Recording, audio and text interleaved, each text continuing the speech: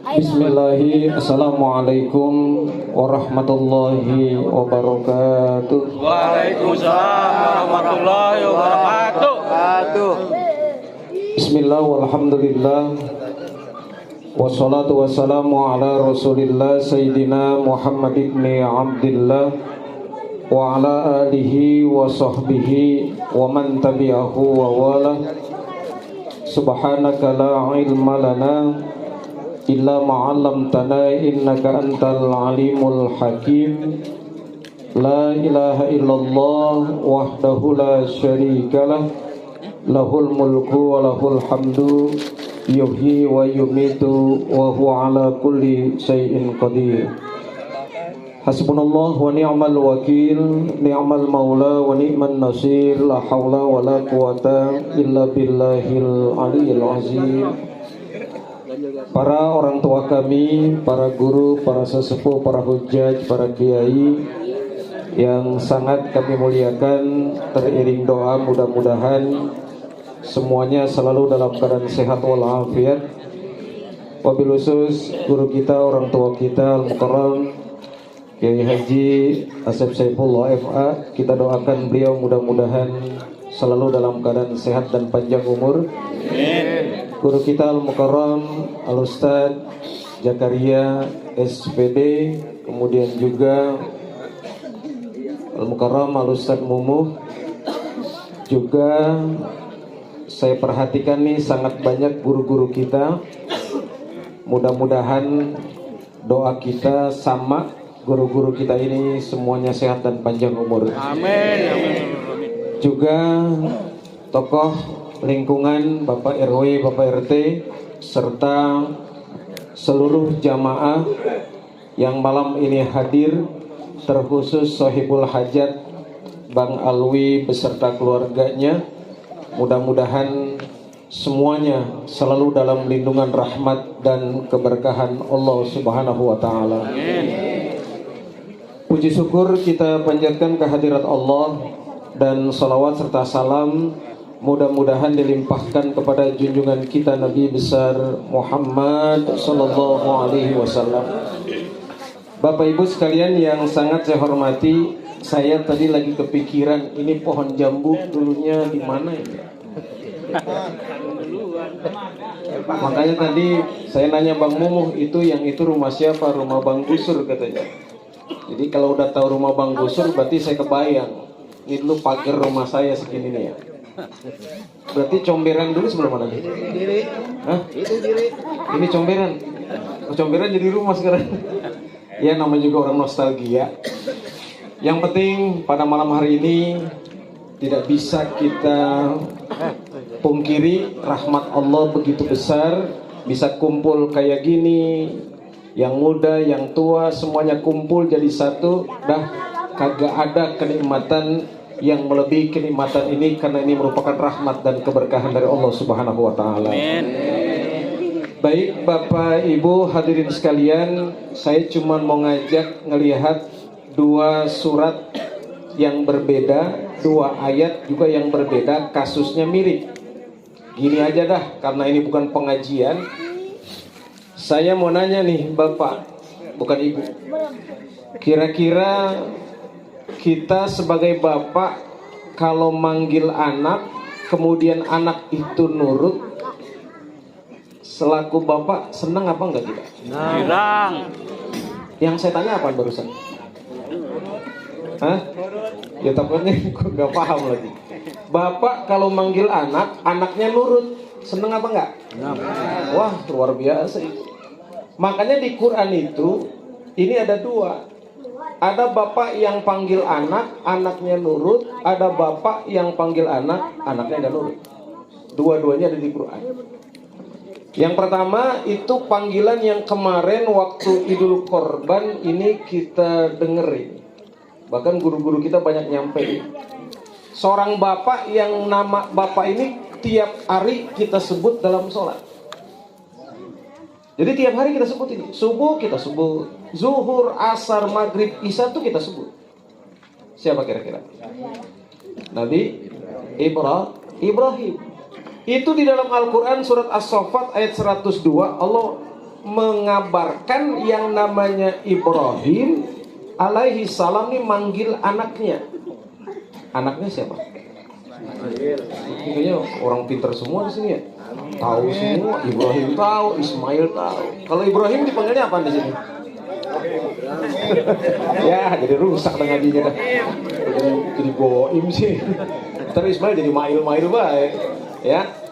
Itu dikatakan panggilannya itu indah banget Bapak Ibu.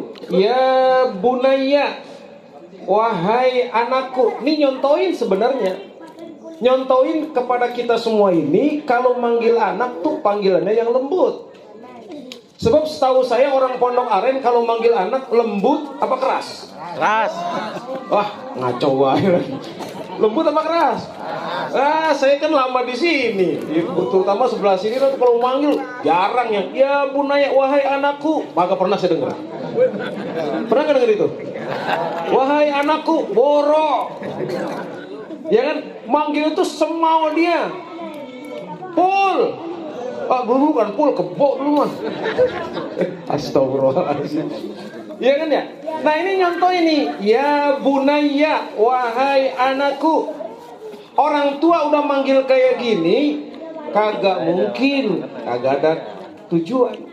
Orang kalau manggil punya tujuan nggak? Pasti punya.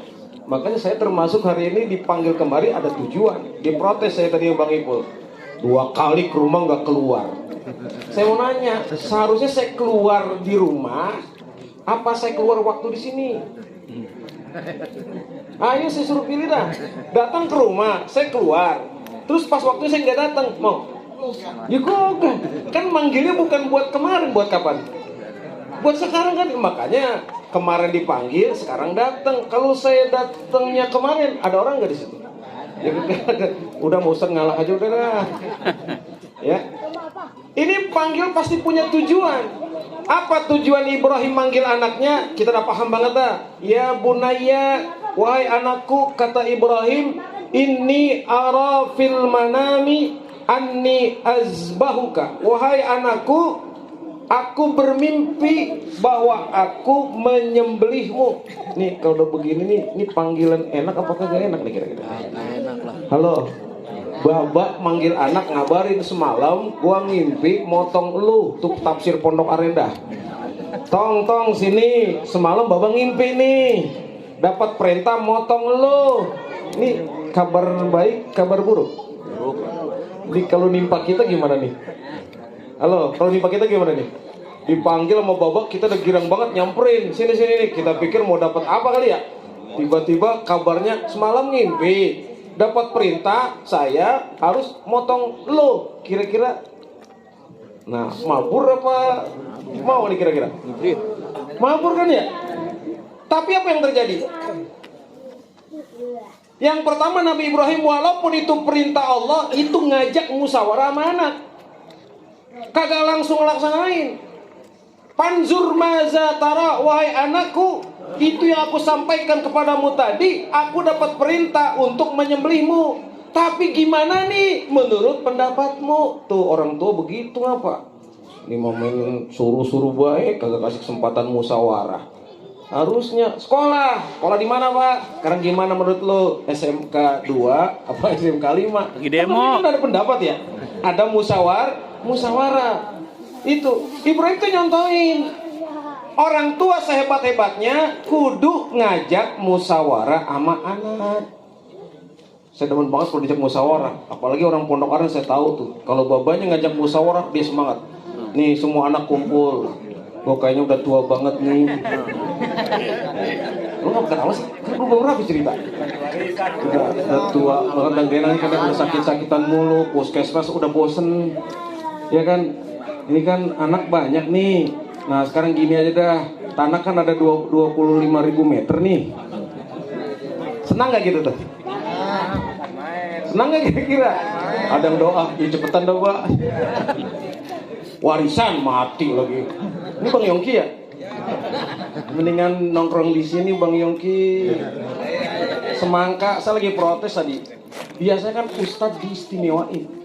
Dimanapun tuh saya paham banget. Kalau ustadz diistimewain, pasti pisangnya gede-gedean, makanannya komplitan, tapi di sini gak berlaku. Enggak sama di mana? Untung ngomong jadi protes saya.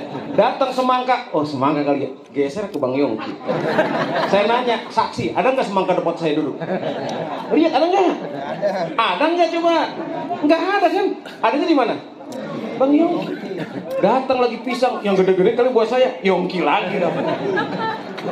Makanya di sini jangan di pertigaan Gopli. Saya yang ngeri. Bener nggak? Mumpung ada orang ini, saya ngeri ketiga kita.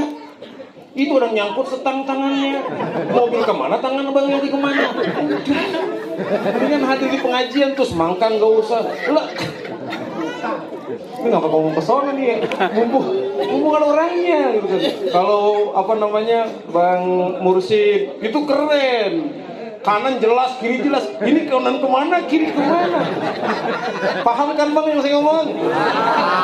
Tapi biarin aja ya. Biarin dari mau kemana lagi. Saya Bang Yongki ya. Nah terus mangka mau pisang makan. Nih, ini ya Allah jawaban Ismail setelah diajak musyawarah, orang tua tuh dengernya adem banget. Apa kata Ismail? Ya abati fa'al ma tu'maru satajiduni insyaallah minas sabirin. Bahasa pondok artinya gini dah.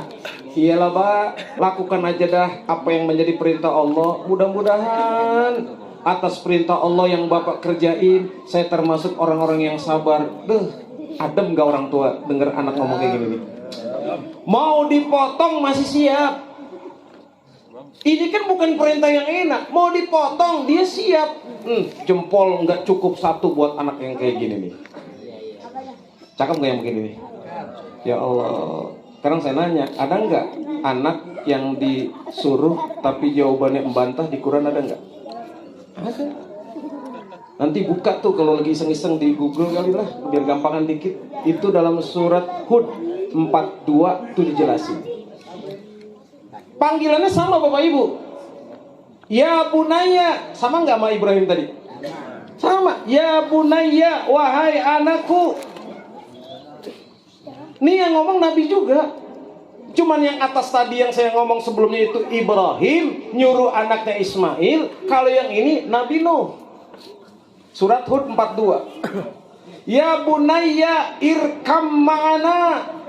Wahai anakku, naiklah engkau bersamaku di atas bahtera ini. Kenapa? Banjir udah makin tinggi, air makin banyak. Nabi Nuh di atas perahu, di atas kapal bahtera, itu manggil anaknya, wahai anakku, naik bersamaku. Ini perintah enak, perintah nyakitin? Enak gak?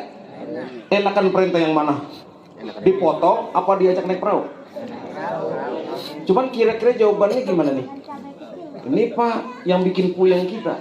Jawabannya apa? Qala Kan'an menjawab, ayat 43-nya, Sa'awi ila jabalin ya'simuni minal ma'. Saya mau lari ke atas bukit yang bakal menyelamatkan saya dari banjir. Bapaknya tadi menyuruh kemana? Naik. Dia milih kemana? Gunung. Ini kira-kira patuh apa membantah? Membantah.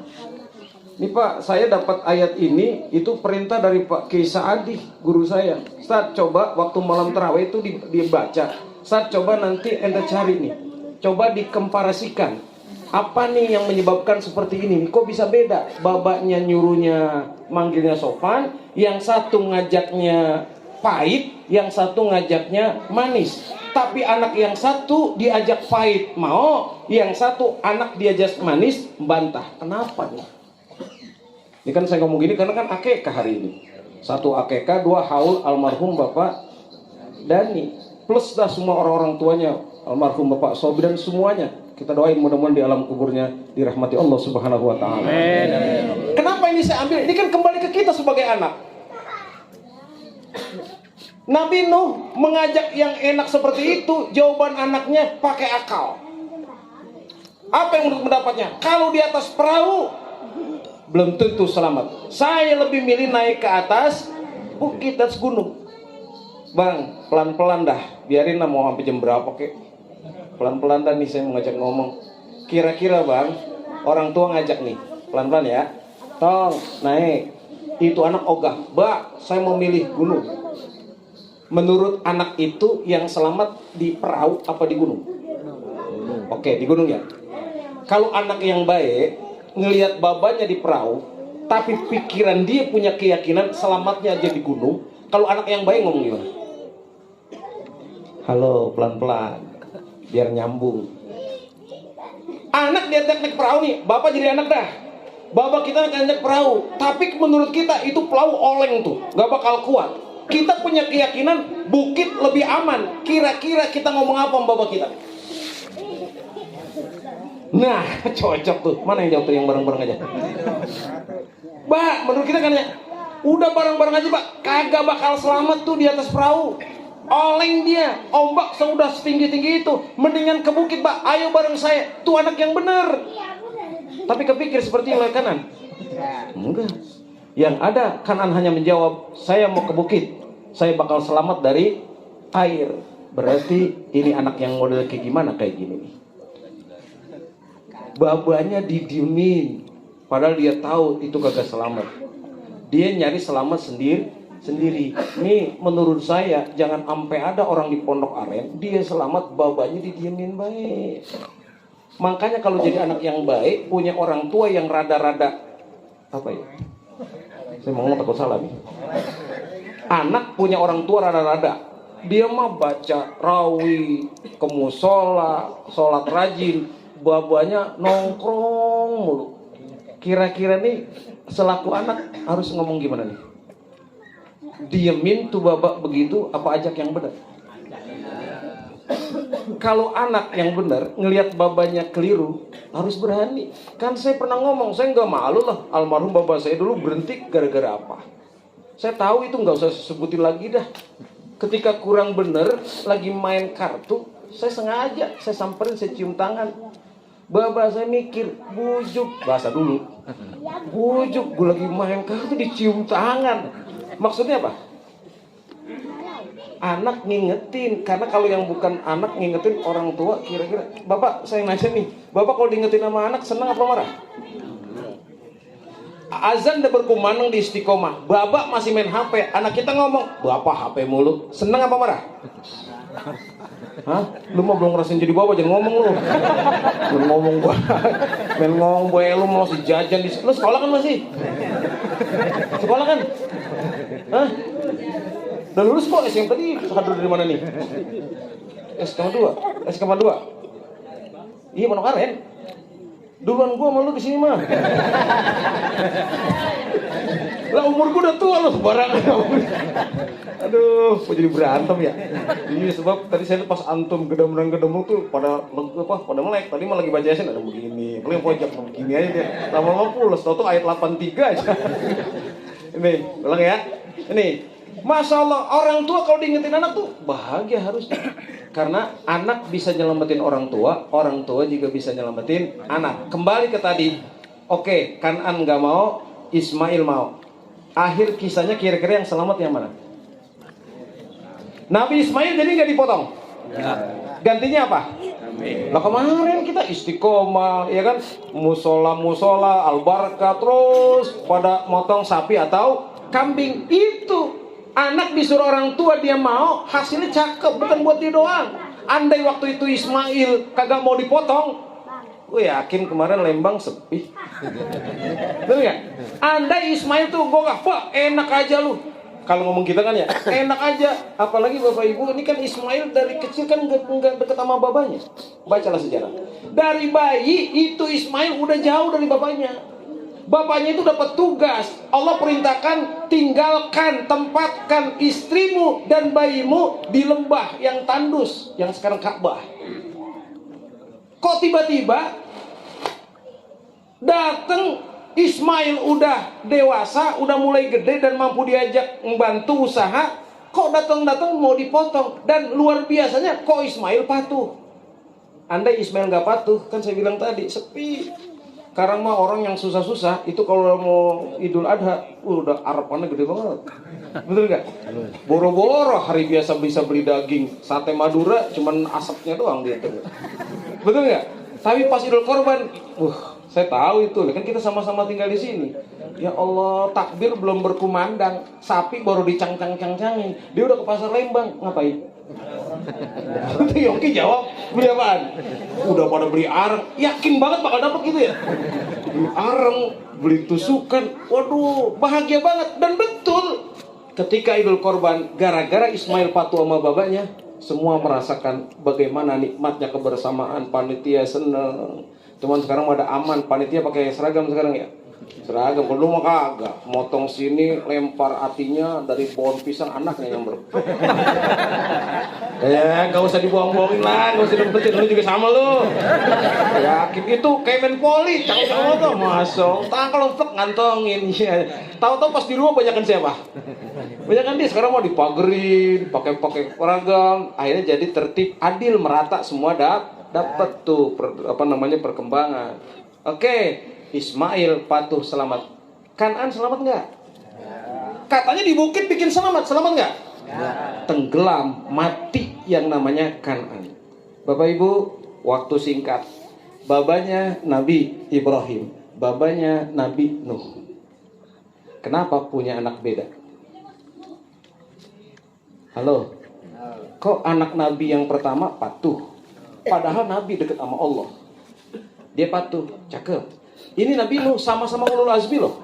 Nabi yang istimewa. Kenapa kok anaknya jadi ingkar? Halo? Hah? Kenapa? Oh, bukit mah tinggi gitu kan. Jadi yang salah bukitnya ya. Bayam masih banyak. Tinggal dikit. Udah gak ada yang no paculin no depan bintaro hijau paculin no tapi bayam. Ya. Berapa ya? Betul gue jadi ngobrol sih. Ini kenapa nih Bapak Ibu? Kepikiran nggak? Saya aja pada selama ini nggak mikirin. Tapi kok ada orang yang bukan dari pesantren?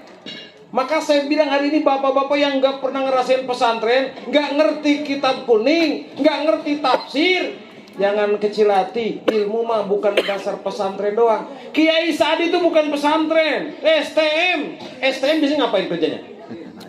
Wah, tahu bener, tawuran berantem. Dulu udah lihat kan kemarin bagaimana sekarang. Dulunya anak STM, sekarang tiap hari pasien datang. Kalau bulanan kemarin tanggal 22, Masya Allah puluhan ribu orang madetin itu namanya Tanjung Gurung. Itu loh bukan pesantren.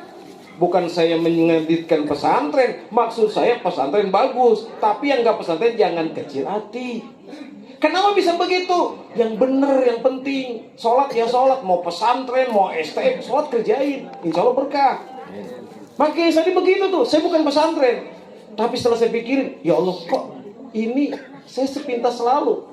Cuman karena saya dapat tugas, Ustaz, ente coba pelajari apa penyebab dua itu. Babanya Nabi, anaknya patuh. Babanya Nabi, anaknya durhaka. Sebabnya apa? Kejawab Pak, salah satunya di Buya Hamka. Tafsir lain juga banyak. Di Buya Hamka apa? Ternyata penyebabnya siapa Pak, Bu? Penyebabnya adalah lihat siapa yang selama ini dekat dengan dua anak itu. Ketika Ibrahim pergi, yang dekat sama Ismail dari kecil siapa?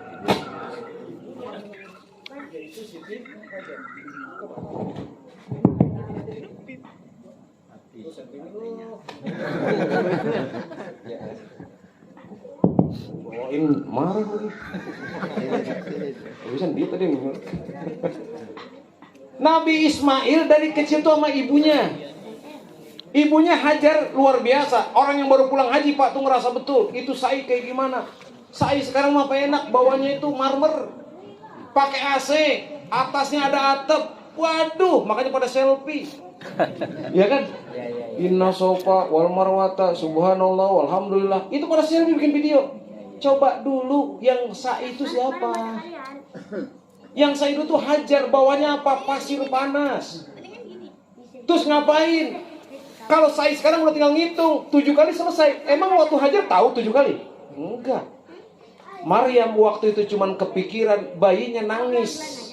kehausan, dia harus nyari air. Dari tempat bayinya dia berangkat ke sofa. Dari sofa kelihatan di Marwah. Dari Marwah kelihatan di sofa. Berapa kali? 7 kali. Apa yang dia ucapkan? Allah dipuji. Subhanallah, maha suci engkau ya Allah. Walhamdulillah, terus dipuji. Luar biasa. Emaknya patuh, anaknya Masya Allah patuh. Yang kedua, dari kecil memori anak dijejelin yang bagus-bagus. Nih Pak, anak-anak kita kan banyak nih Pak. Saya yakin Pak, kalau anak sering ada di pengajian, nanti gedenya insya Allah patuh dan taat.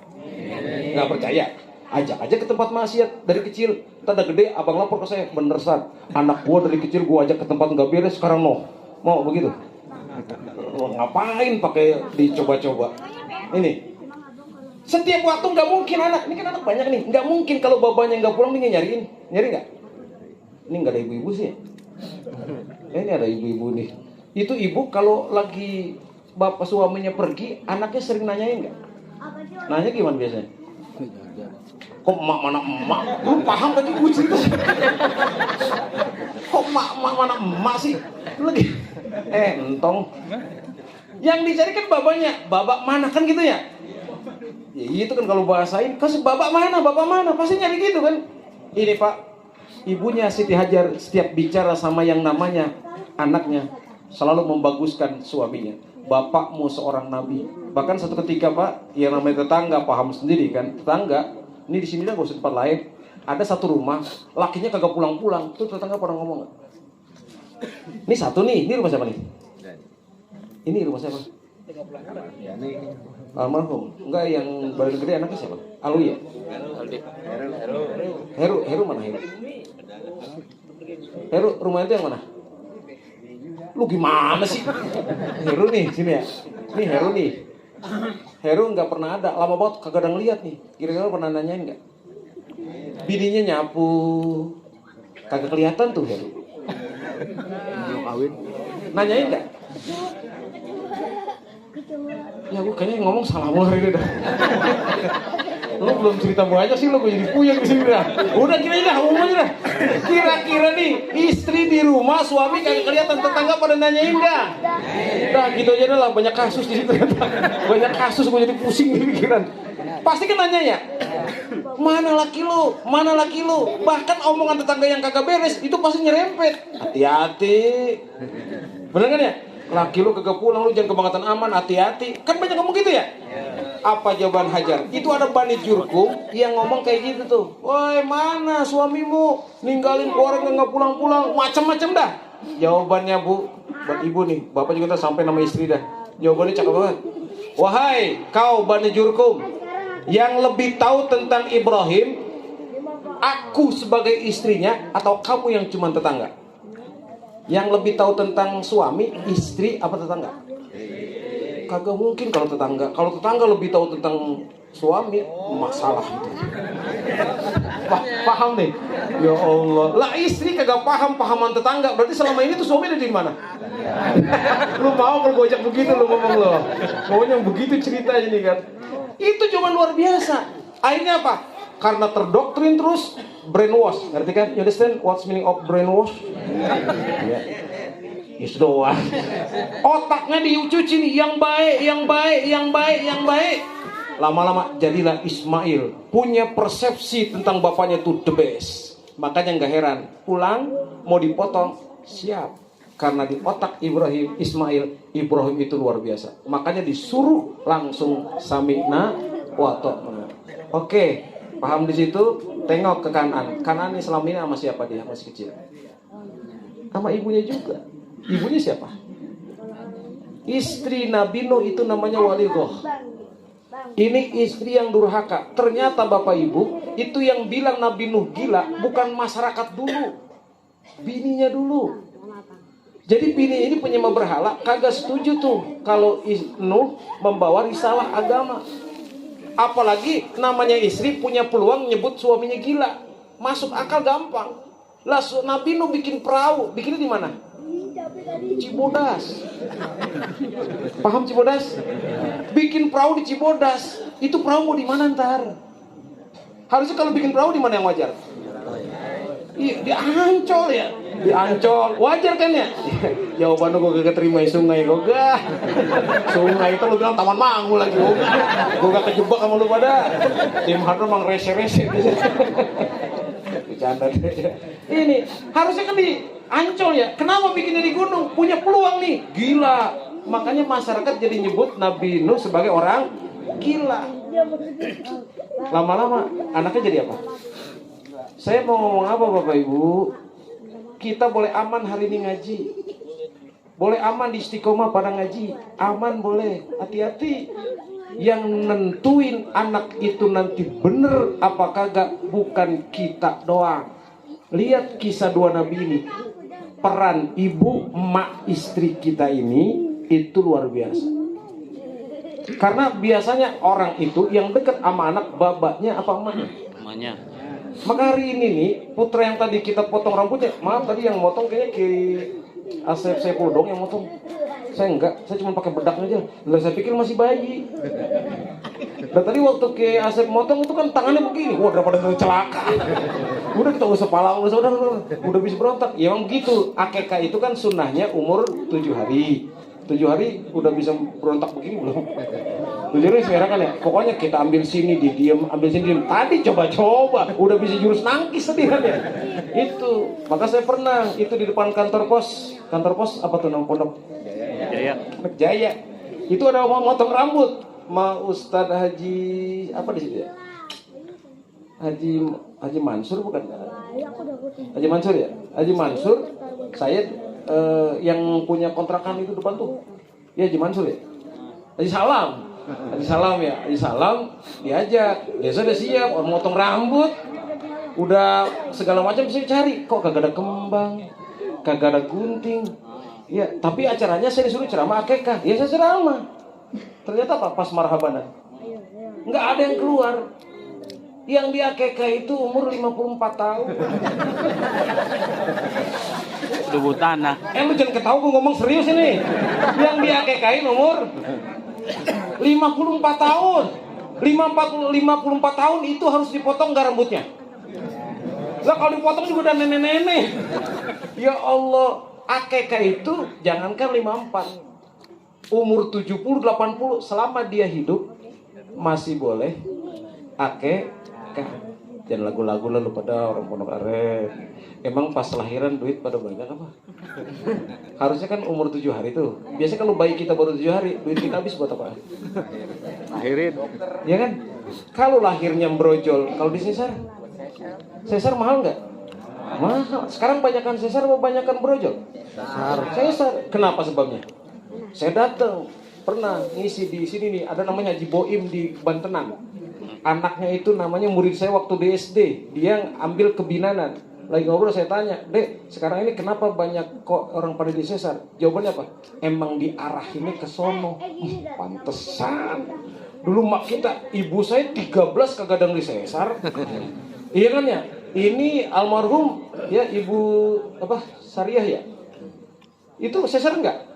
Anaknya gede banget. Ipul gede enggak? Di sesar membrojol. Itu udah kebayang kan ya? Segitu aja. Itu enggak sesar. Kenapa? Pertama sebabnya kalau kita areng sono nanti kita disebutnya fitnah. Oh, udahlah itu enggak usah kita ambil alih, enggak usah pikirin dah. Sebabnya banyak orang tua kita dulu itu rajin-rajin, hamil itu kagak manja.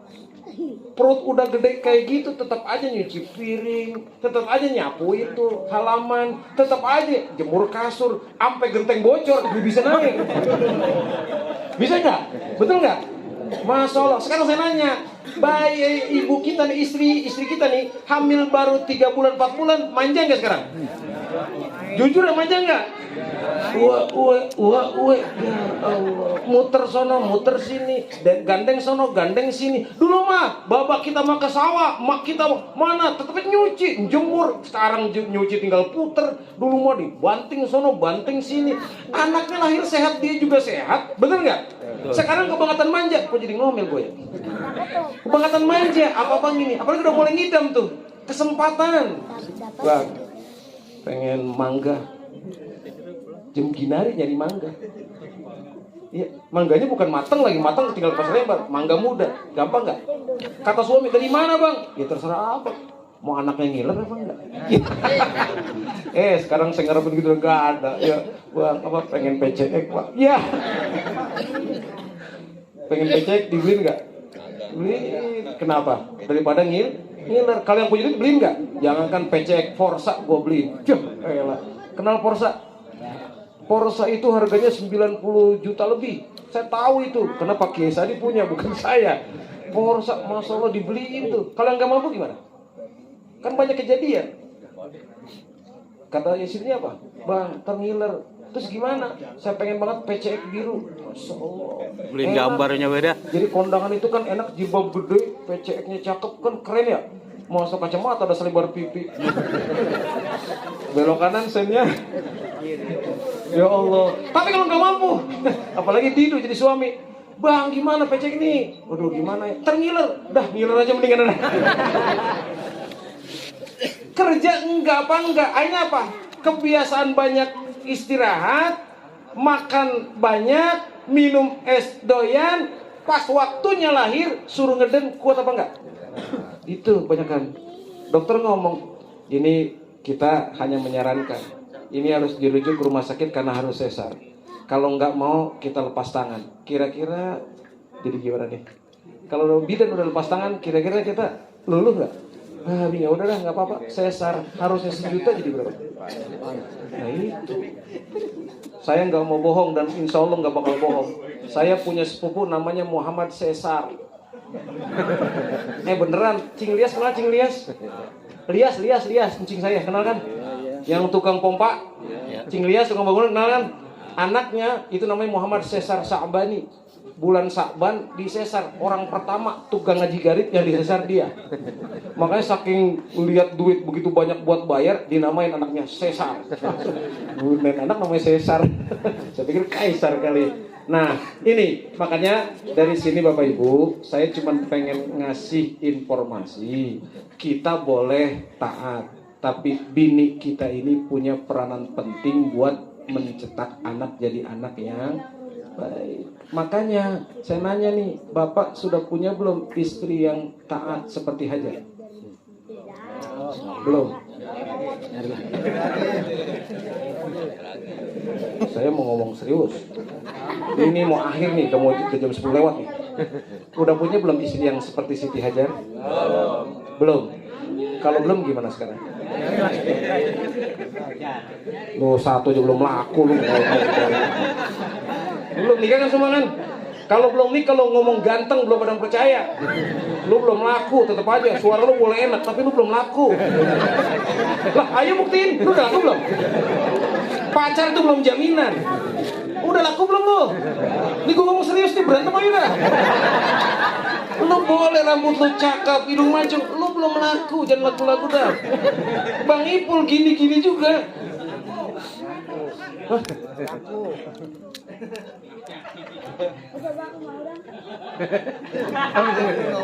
Itu sakit ke kiri.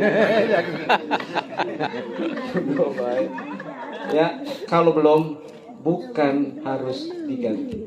Kewajiban kita ku anfusakum wa ahlikum. Nah, mintalah kepada Allah, Rabbana hablana min azwajina wa zurriyatina qurrata a'yun. Ya Allah, karuniakanlah kami istri yang baik, menyenangkan mata. Itu bagi yang belum punya, dengerin lo. Kalau belum punya, baca doa itu, mohon kepada Allah, ya Allah berikanlah saya istri yang taat, istri yang menyenangkan mata. Tapi yang udah punya, ya Allah bentuklah istri kami menjadi istri yang taat. Paham? Mudah-mudahan Allah berikan keberkahan buat kita. Amin.